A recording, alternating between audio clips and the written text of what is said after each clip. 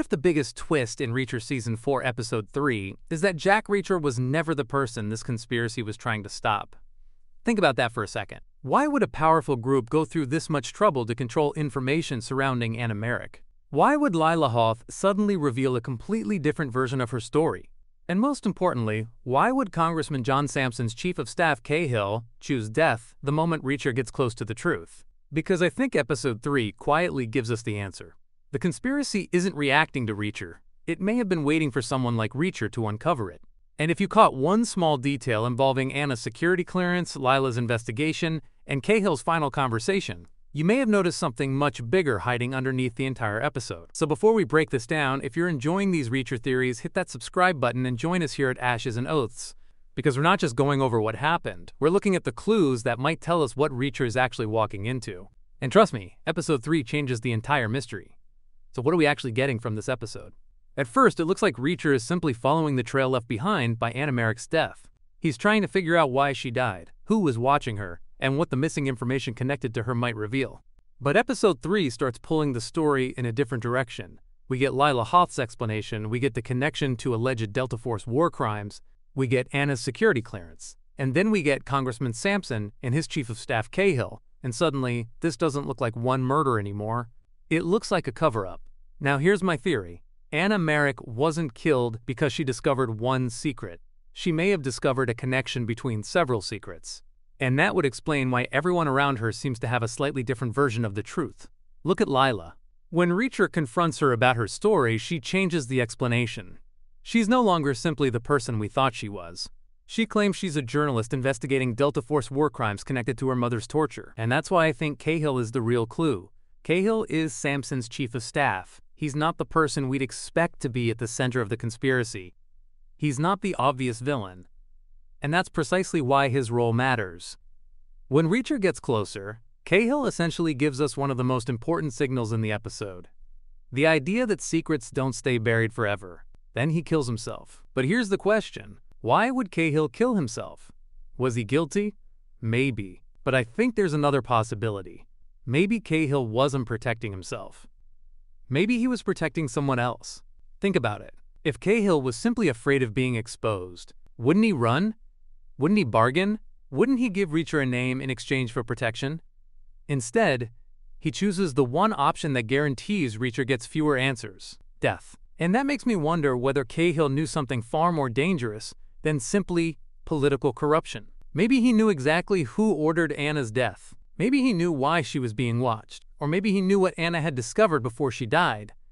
And if that's true, then Cahill's death wasn't the ending of a storyline. It was a message. Now let's talk about the title.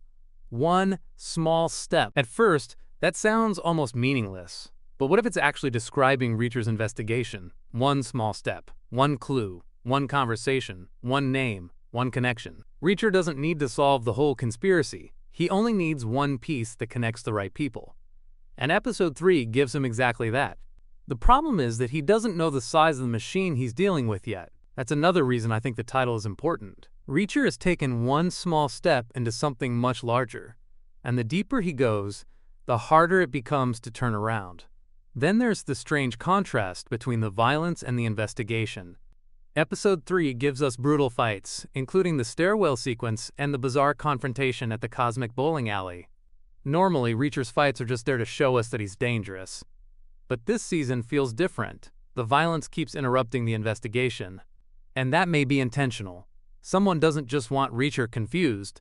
Someone wants him physically occupied. Think about that. Every time Reacher gets close to information, another problem appears. A fight, a suspect, a new story, a new distraction. So what if the people behind this aren't trying to kill Reacher immediately? What if they're trying to keep him moving?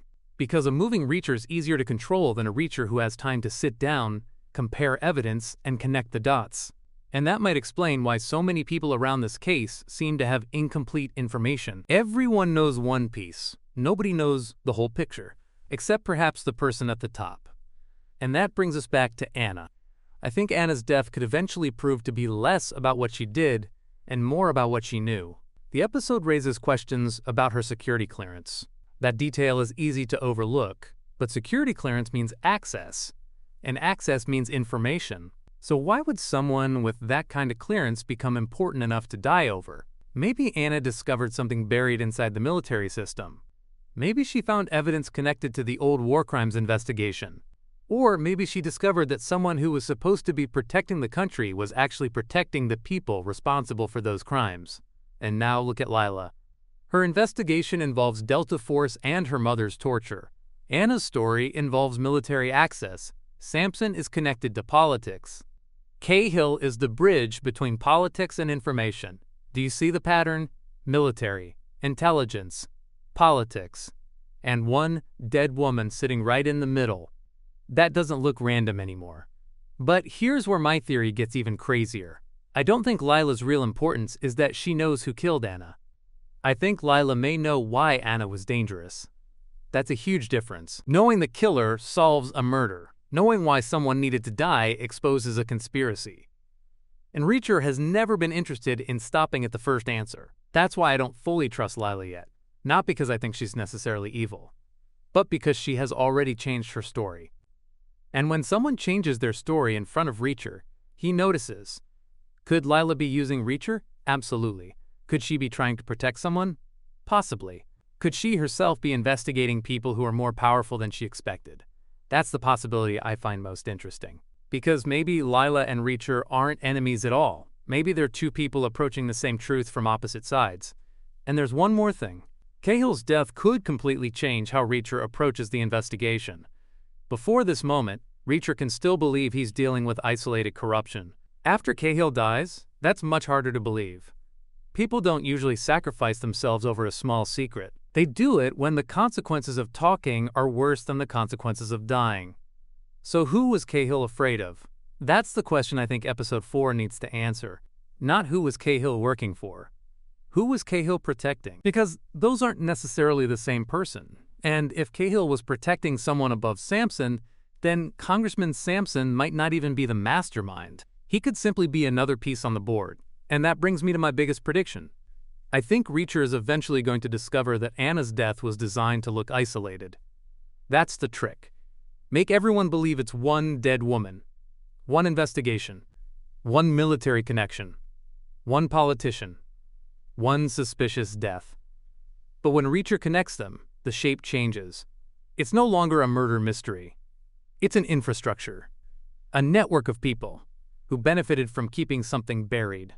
And Reacher's biggest mistake would be assuming there is one villain at the center.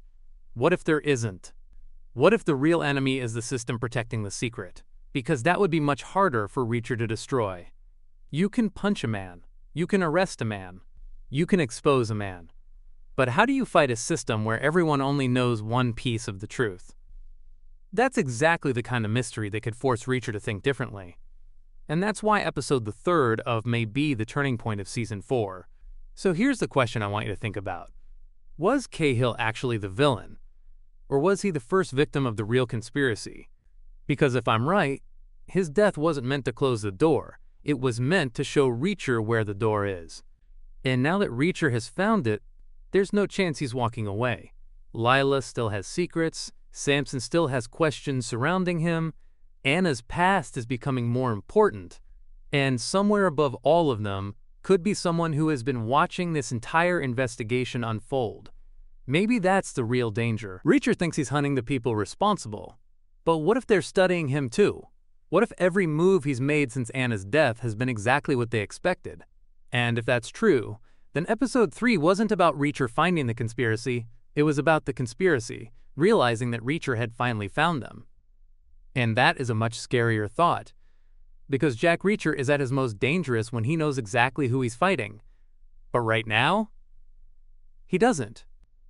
He only knows that someone is lying, someone is hiding, someone is willing to die, and somewhere in that chain is the truth about Anna Merrick. The question is whether Reacher finds it before the people hiding it find him first. This is Ashes and Oaths. And if this theory is right, episode 3 didn't reveal the villain. It revealed the door. And Reacher just opened it.